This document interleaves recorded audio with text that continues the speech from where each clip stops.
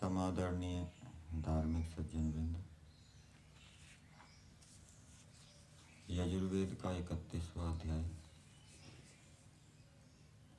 मंत्र संख्या 9 के ऊपर आज विचार करेंगे।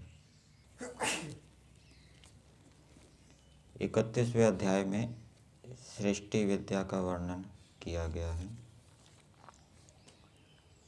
पिछले मंत्रों में कुछ बातें बताई गई थी। सृष्टि के अंदर जो वेद पुस्तक उपलब्ध होता है, वेद विद्याएं हमें प्राप्त होती हैं, उन वेदों को परमेश्वर ने उत्पन्न किया। वेदों को मनुष्यों ने नहीं बनाया, क्योंकि वेदों के अंदर कुछ ऐसी बातें हैं अतीन्द्रिय जिनको मनुष्य नहीं जान सकते। सृष्टि कैसे बनती है, उसका निर्माण कैसे होता है, मनुष्य उसको नहीं जान सकता। प्रलय कैसे होती है, उसका क्या क्रम है, मनुष्य उसको नहीं जान सकता। इसी प्रकार से प्रलय अवस्था में क्या होता है, उसको मनुष्य नहीं जान सकता, वो मनुष्यों के लिए अतीन्द्रिय है। इसी प्रकार से मोक्ष में क्या होता है, वो भी मनुष्य नहीं जान सकता। तो वेदों के अंदर बहुत सी अतीन्द्रिय बातें हैं जो केवल शब्द प्रमाण से ही जानी जा सकती हैं। इसलिए इससे भी ये सिद्ध होता है कि वेदों को परमेश्वर ने बनाया है, और वेदों को परमेश्वर की विद्या जानते हुए मानते हुए मनुष्यों को वेदों के अनुकूल चलने में पुरुषार्थ करना चाहिए। फिर जो सृष्टि के अंदर घोड़े, गाय, भैंस, गधा आदि अनेक पशु उत्पन्न होते हैं, वो भी परमेश्वर ने बनाए हैं। आजकल जैव विविधता की बात बहुत चलती है। जो प्रजाति लुप्त हो रही होती है, चाहे पेड़ पौधे में हो चाहे पशुओं में हो, उसको बचाने के लिए बड़ा प्रयास किया जाता है, बहुत रुपए खर्च किए जाते हैं। वो जातियाँ भी आवश्यक है, क्योंकि हमने योग दर्शन के अंदर भी पढ़ा कि ये जो तिर्यक योनियाँ हैं, मनुष्य योनियाँ हैं, देव योनियाँ हैं, ये एक दूसरे के धृति कारण है, एक दूसरे को धारण करते हैं। तो मनुष्य पशु पक्षी कीट पतंगों को धारण करते हैं, और कीट पतंग आदि मनुष्यों को धारण करते हैं। उनके कारण इकोसिस्टम बना रहता है, पर्यावरण में संतुलन बना रहता है। तो ईश्वर ने एक तो जीवात्माओं को कर्मों का फल भोगाने के लिए भिन्न भिन्न योनियों को उत्पन्न किया, और उससे एक प्रकार से संसार का संतुलन भी बना रहता है, संसार चलता रहता है। और इन योनियों से हमें अनेक प्रकार के लाभ प्रत्यक्ष या परोक्ष रूप में होते रहते हैं। तो ऐसी योनियाँ, ऐसे पशु पक्षी ईश्वर ने बनाए जिनसे हमें अनेक प्रकार के लाभ प्रत्यक्ष या परोक्ष रूप में होते हैं। उस ईश्वर के उपकार को मानते हुए हमें उसके प्रति प्रेम रखते हुए उसकी आज्ञाओं का प्रेम से पालन करना चाहिए। आज का मंत्र संख्या 9 मंत्र है तम यज्ञं बर्हिषि प्रोक्षन् पुरुषं जातमग्रतः तेन देवा अयजन्त साध्या ऋषयश्चये।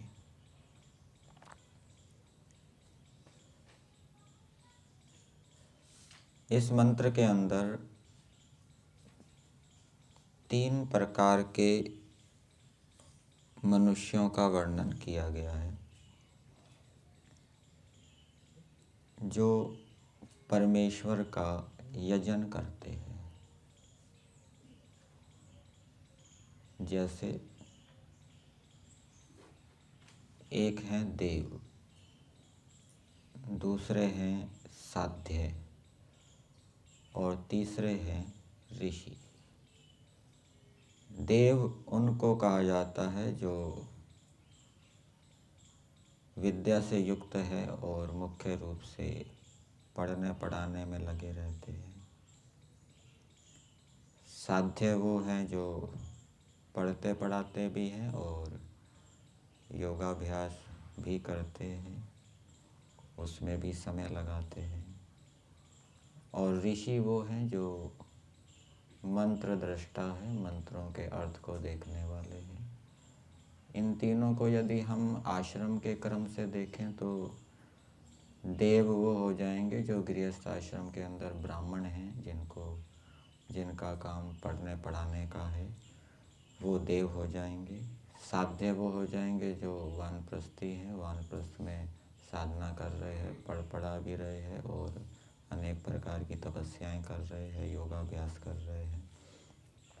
और ऋषि वो हो जाएंगे जो वैराग्य से युक्त हो गए हैं और ईश्वर को प्राप्त करने का प्रयास कर रहे हैं और जिनको ईश्वर की प्राप्ति हो गई है, ईश्वर का साक्षात्कार हो गया है और अब कलेशों को दग्ध बीज करने में लगे हुए हैं और मंत्रों के अर्थों को भी जानते हैं। तो ये 3 प्रकार के मनुष्य ईश्वर का यजन करते हैं। तो ये किस लिए कहा गया, इसके पीछे क्या बात छुपी हुई है कि जैसे कोई पिता अपने बेटे से कहे कि देखो तुम्हारा मित्र प्रतिदिन सवेरे उठकर भ्रमण करता है, व्यायाम करता है, यज्ञ करता है, इतना ही कहा। तो इसके पीछे क्या बात है कि तुमको भी वैसा करना चाहिए।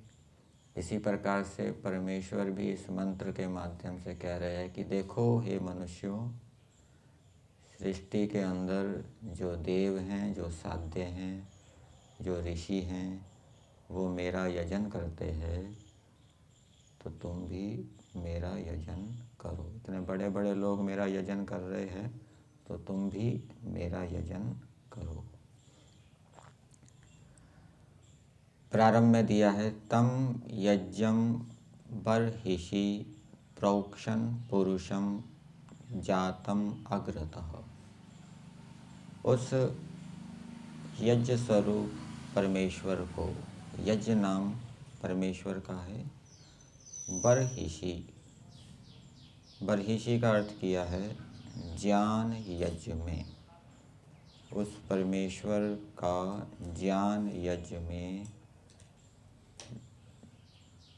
विद्वान लोग अच्छी प्रकार से सिंचन करते हैं।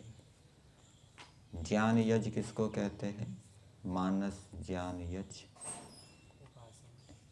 ईश्वर के विषय में हम चिंतन कर रहे हैं, ईश्वर के गुणों का विचार कर रहे हैं, ईश्वर के गुणों का मनन कर रहे हैं, ईश्वर के गुणों का निधिध्यासन कर रहे हैं, तो ये क्या कहलाएगा? ज्ञान यज्ञ। और जो गुण हमने जान लिए हैं उन गुणों का हम जप कर रहे हैं अर्थ और भावना को बनाते हुए, तो ये मानस ज्ञान यज्ञ कहलाता है। तो विद्वान लोग मानस ज्ञान यज्ञ में परमेश्वर का अच्छी प्रकार से सिंचन करते हैं, अर्थात उसको धारण करते हैं। क्यों धारण करते हैं? मानस ज्ञान यज्ञ किस लिए किया जाता है? क्योंकि उससे परमेश्वर का विज्ञान होता है। जब हम ईश्वर के गुणों का विचार करते हैं, चिंतन करते हैं, निधिध्यासन करते हैं, तो ईश्वर के गुण हमें समझ में आते हैं। और समझ में आने के बाद दो बातें होती है। एक तो हम उन गुणों को धारण करने में प्रवृत्त होते हैं, और दूसरी बात ईश्वर के प्रति प्रीति उत्पन्न होती है। और फिर ईश्वर के प्रति प्रीति होने पर हम उसकी आज्ञाओं का प्रेम पूर्वक पालन करते हैं। तो ईश्वर का ध्यान कैसे करें? ईश्वर तो निराकार है। निराकार परमेश्वर का ध्यान कैसे हो? ध्यान का अर्थ होता है चिंतन करना। जैसे कोई कहे कि मैं वायु का ध्यान कर रहा हूँ, तो वायु का ध्यान करने का मतलब क्या है? वायु के गुण कर्मों का चिंतन करना। वायु के गुण क्या है? वायु में रूप, रस, गंध आदि नहीं है। वायु में स्पर्श गुण है। वायु हमेशा चलती रहती है। वायु सब प्राणियों के जीवन का आधार है। तो इस प्रकार से जब हम वायु के गुण कर्मों का चिंतन करते हैं तो ये वायु का ध्यान कहलाता है। वायु को हम देख नहीं सकते। इसी प्रकार से ईश्वर निराकार है। निराकार परमेश्वर का ध्यान भी उसके गुण कर्मों के साथ होगा कि ईश्वर रूप, रस, गंध, स्पर्श आदि गुणों से रहित है। काम, क्रोध, लोभ, मोह आदि क्लेशों से रहित है। सदा धर्म का आचरण करते हैं, कभी अधर्म का आचरण नहीं करते। सृष्टि को बनाते हैं, सृष्टि को चलाते हैं, सृष्टि का विनाश करते हैं, जीवात्माओं के कर्मों का हिसाब रखते हैं। तो ये ईश्वर के गुण कर्मों का इस प्रकार से विचार करना,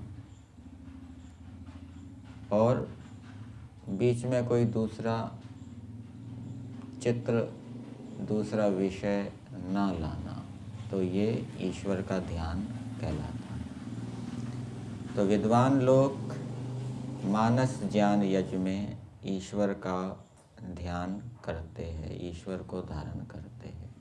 तो इससे क्या बात निकली? मनुष्यों को भी वैसा करना चाहिए, ईश्वर का ध्यान करना चाहिए। और ईश्वर, यही बात स्मृति आदि शास्त्रों में मिली है। पंचमहायज्ञ का विधान किया गया है। पंचमहायज्ञ 3 आश्रम वाले करते हैं। कौन कौन?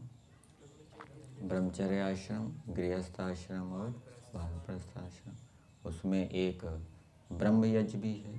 ब्रह्म यज्ञ का मतलब क्या है? 2 अर्थ किए हैं ब्रह्म यज्ञ के ऋषि दयानंद जी ने। एक तो वेदों का पठन पाठन, और दूसरा संध्या, ईश्वर के गुणों का चिंतन करना। तो ये बात वेदों के अनुसार ही है। वेद में यही कहा गया है कि ईश्वर का अच्छी प्रकार से ध्यान करना चाहिए। इससे ईश्वर के प्रति कृतज्ञता भी प्रकट होती है। और ऋषि दयानंद जी ने 7वें समोल्लास में लिखा है कि जो ईश्वर को मानता नहीं, जानता नहीं, वो कृतज्ञ है, और कृतज्ञता को महादोष कहा गया है। तम यज्ञम बर्हिषि प्रोक्षण पुरुषम जातमग्रतः तेन देवा अयजंत। तो ये जो देव हैं, साध्य हैं, योगाभ्यास आदि करने वाले ऋषि, ये ईश्वर का पूजन कैसे करते हैं? तो दिया तेन, अर्थात तेन उपतिष्ठेन वेदेन। वेद जो परमेश्वर के द्वारा उपदेश किया गया है, उस वेद के माध्यम से देव, साध्य और ऋषि ईश्वर का पूजन करते हैं, ईश्वर का सत्कार करते हैं। जड़ का सत्कार, जड़ की पूजा, चेतन की पूजा और चेतन के सत्कार दोनों में अंतर है। चेतन का सत्कार करने का मतलब है चेतन की आज्ञा का पालन करना, प्रेम पूर्वक उसके अनुकूल चलना। और जड़ के सत्कार मत करने का मतलब है, जड़ की पूजा करने का मतलब है उस जड़ पदार्थ का सदुपयोग करना और उसको सुरक्षित रखना, उसको नष्ट ना होने देना, जहाँ तक हो सके उसकी जो ड्यूरेबिलिटी होती है, चलने का काल, उसको अधिक से अधिक बनाने का प्रयास करना, ये जड़ की पूजा। तो ये देव, साध्य और ऋषि ईश्वर की पूजा करते हैं, वेदों को पढ़ते हैं, क्योंकि वेदों को पढ़े बिना ईश्वर का ज्ञान नहीं हो सकता, ईश्वर की आज्ञाओं का ज्ञान नहीं हो सकता। वेदों को पढ़े बिना ईश्वर से प्रेम नहीं हो सकता। तो वेदों को पढ़ के, उस पर मनन करके, ईश्वर में प्रेम उत्पन्न करके, ईश्वर की आज्ञाओं को जानकर, ये 3 प्रकार के मनुष्य प्रेम पूर्वक ईश्वर की आज्ञा का पालन करते हैं, अर्थात ईश्वर का सत्कार करते हैं। वैसे दूसरे मनुष्यों को भी करना चाहिए। इस मंत्र के भावार्थ में दिया है, विद्वान मनुष्यों को चाहिए कि सृष्टिकर्ता ईश्वर का योगाभ्यास आदि से सदा हृदय रूप अवकाश में ध्यान और पूजन किया करें। तो हृदय रूपी आकाश में ध्यान किया करें और पूजन किया करें। तो ये योगाभ्यास आदि से, योगाभ्यास करते हुए, ठीक है, योगाभ्यास करते हुए जो ईश्वर का ध्यान करेगा और ईश्वर का पूजन करेगा, अर्थात अपने अपने कर्तव्य कर्म धर्मों का पालन करेगा। इसको आप गृहस्थ आश्रम के ऊपर घटाइए कि जो गृहस्थ आश्रम वाला है वो योगाभ्यास आदि से ईश्वर का ध्यान और पूजन करे, मतलब कि गृहस्थी भी योगाभ्यास करे, वो अहिंसा, सत्य, अस्तेय आदि को ध्यान में रखे, उसको ध्यान में रखते हुए अपने कर्तव्य कर्मों धर्मों का पालन करें और ध्यान उपासना भी इनको ध्यान में रखते हुए करें, अहिंसा, सत्य आदि को ध्यान में रखते हुए करें। और जो भी काम करे वो निष्काम भावना से करे। योगाभ्यास के अंदर ईश्वर प्रणिधान भी आता है। ईश्वर प्रणिधान का क्या अर्थ है? सर्व क्रियानाम परम गुरु अर्पणम तत्फल संन्यासो। तो ये उनके लिए भी है, वो भी निष्कामता से कर्म करें। वानप्रस्थी हैं वो भी निष्कामता से कर्म करें, ब्रह्मचारी हैं वो भी निष्कामता से कर्म करें, और सन्यासी तो करते ही हैं, ठीक है ना। उनको तत्वज्ञान हो गया, जिनको तत्वज्ञान नहीं हुआ वो बलपूर्वक करें। तो उससे क्या लाभ होगा? जब ईश्वर का ध्यान करेंगे, ईश्वर का पूजन करेंगे, तो मनुष्य को उत्तम उत्तम रत्नों की प्राप्ति होगी, उत्तम उत्तम पदार्थों की प्राप्ति होगी।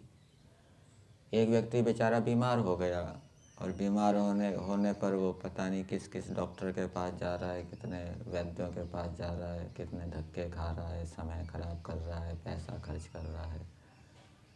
और दूसरा व्यक्ति बीमार हुआ, वो उसके पास ऐसी विद्या थी, वो 1-2 दिन में ठीक हो गया, उसके पास उत्तम विद्या है, पदार्थ है। एक व्यक्ति पता नहीं कितनी पुस्तकों को पढ़ता है, कितनी पुस्तकों को पढ़ने के बाद भी उसको संतोष नहीं होता, तृप्ति नहीं होती, वो ये मानता है कि जो चाहना था वो मुझे मिला ही नहीं। और दूसरे को एक पुस्तक ऐसी मिल जाती है, वो उस पुस्तक को पढ़ के ही मानता है कि ये तो, इससे तो मेरा जीवन बदल गया, ये तो इस पुस्तक ने मेरे को कृतकृत्य कर दिया, तृप्त कर दिया। दूसरे व्यक्ति ने बहुत पुस्तकें पढ़ी, पता नहीं कहाँ कहाँ गया, लाइब्रेरियों में गया, कितना पैसा खर्च किया, पुस्तकें खरीदी भी, परंतु उसको इतनी पुस्तकें पढ़ने के बाद भी संतोष नहीं हुआ। और दूसरे व्यक्ति को 1-2 पुस्तकें ऐसी मिल गई जो बहुत ज्ञान विज्ञान था उसमें, उसको तृप्ति हो गई। तो ऐसे ऐसे उत्तम पदार्थ मनुष्यों को प्राप्त होते हैं जो ईश्वर की आज्ञा के अनुकूल चलते हैं। और वो अधिक से अधिक उपकार करने में समर्थ होते हैं। सर्वं वै पूर्णम स्वाहा। इसका क्या अर्थ करते हैं कि हे परमेश्वर, आपकी कृपा से ये जो यज्ञ किया वो परोपकार करने में समर्थ हो। अब जो मनुष्य ईश्वर का ध्यान, ईश्वर का पूजन नहीं कर रहा, ईश्वर के अनुकूल नहीं चल रहा और वो परोपकार करना चाहता है और परोपकार करने के लिए शिविर आदि लगा रहा है, तो वो लगा तो रहा है लेकिन उसका उपकार हो नहीं पाएगा, लोगों के जीवन में सुधार नहीं होगा। और दूसरा व्यक्ति है जो ईश्वर की आज्ञा का पालन करते हुए शिविर आदि लगा रहा है, पठन पाठन कर रहा है, प्रेरणा दे रहा है, तो उसका लोगों के ऊपर प्रभाव पड़ेगा और लोग सुधरेंगे, उनके जीवन में विकास होगा, उन्नति होगी, वो उपकार करने में समर्थ होगा। तो हम जितना अधिक परोपकार करेंगे उतना अधिक सुख मिलेगा और हम सुख चाहते हैं, तो परोपकार करने का सामर्थ्य भी ईश्वर की आज्ञा पालन करने से ही आएगा। इसी प्रकार से ईश्वर की आज्ञा का पालन करने से उत्तम उत्तम पदार्थों की भी प्राप्ति होगी। एक व्यक्ति ने किसी ऐसे स्थान पर दान दिया जहाँ उस दान का दुरुपयोग हो गया, और दूसरे व्यक्ति ने ऐसे स्थान पर दान दिया जिससे कि उस दान से बहुत सदुपयोग हुआ, बहुत लाभ हुआ। तो किसने परोपकार किया? जिसने ठीक स्थान पर दिया। तो ईश्वर ऐसी बुद्धि देता है कि किसको दान देना है, कब देना है, जिससे कि वो मेरा दिया हुआ दान उपकार करने में समर्थ हो, दूसरों के दुराचार दुख को दूर करने में समर्थ हो। वो बुद्धि ईश्वर की आज्ञा, ईश्वर के पूजन करने से ही प्राप्त होती है। इसलिए हमें प्रीतिपूर्वक योगाभ्यास करते हुए अपने कर्तव्य कर्मों धर्मों का पूरे पुरुषार्थ से पालन करना चाहिए। ये मंत्र का संदेश है। यहीं तक